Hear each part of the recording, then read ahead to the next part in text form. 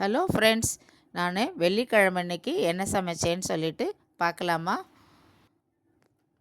கல்கண்டு சக்கரை பொங்கல், முருங்கைக்காய் சாம்பார், முருங்கைக்கீரை துவட்டல், தயிர். ஃபஸ்ட்டு நான் கல்கண்டு சக்கரை பொங்கல் எப்படி பண்ணலான்னு பார்க்கலாமா? சாதம் நல்லா குழைவாக வச்சுருக்கேன். இப்போ அதில் பால் எடுத்து ஊற்றிக்கலாம். ஊற்றி நல்லா அதை மெசிச்சுக்கலாம்.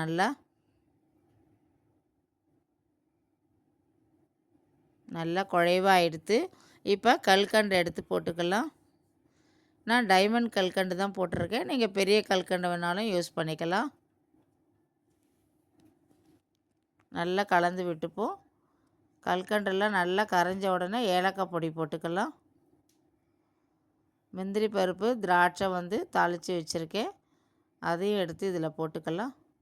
நல்லா மிக்ஸ் பண்ணிவிடுவோம். வெள்ளிக்கிழமை சுவாமிக்காக பிரசாதம் பண்ணியிருக்கேன். சக்கரை பொங்கல், கல்கண்டு சக்கரை பொங்கல். அடுத்தது முருங்கைக்காய் சாம்பார் எப்படி பண்ணுறதுன்னு பார்க்கலாம். புளி கரைச்சி விட்டுருக்கேன், உப்பு போட்டிருக்கேன். இது கொஞ்சம் கொதி வந்த உடனே முருங்கைக்காய் எடுத்து போட்டுக்கலாம். சாம்பார் பொடி போட்டிருக்கேன். காரத்துக்கு தகுந்த மாதிரி நீங்கள் போட்டுக்கோங்க.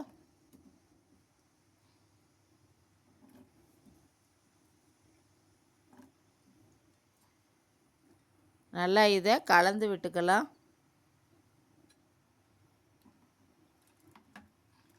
இந்த முருங்கைக்காயெல்லாம் நல்லா வேகட்டும். பருப்பு நான் வேக வச்சுருக்கேன்.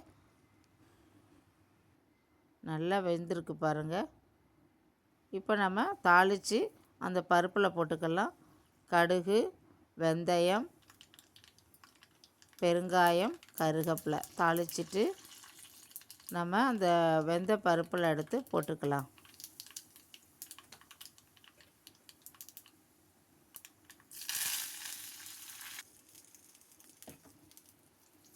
போட்டு நல்லா கலந்து விட்டுப்போம். முருங்கைக்காயில் நல்லா வெந்த பிறகு நம்ம எடுத்து போட்டுக்கலாம். அதில் இன்னும் கொஞ்சம் நேரம் வேகட்டும்.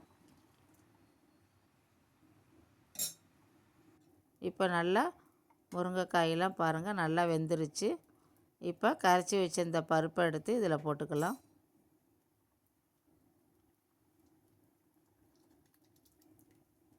நல்லா இப்போ இதை கலந்து விட்டுப்போம்.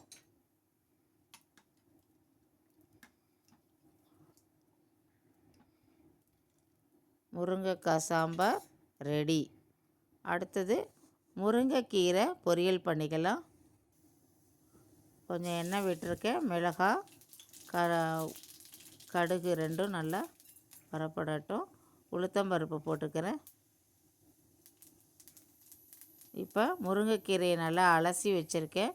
அதை எடுத்து இதில் போட்டுக்கலாம். இப்போ நல்லா கலந்து விட்டுப்போம். தேங்காய் திருகி வச்சுருக்கேன்.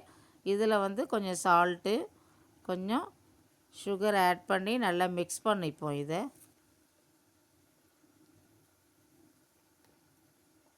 இது மாதிரி நல்லா மிக்ஸ் பண்ணிப்போம். முருங்கைக்கீரை நல்லா வெந்த பிறகு இதை எடுத்து அதில் போட்டுக்கலாம்.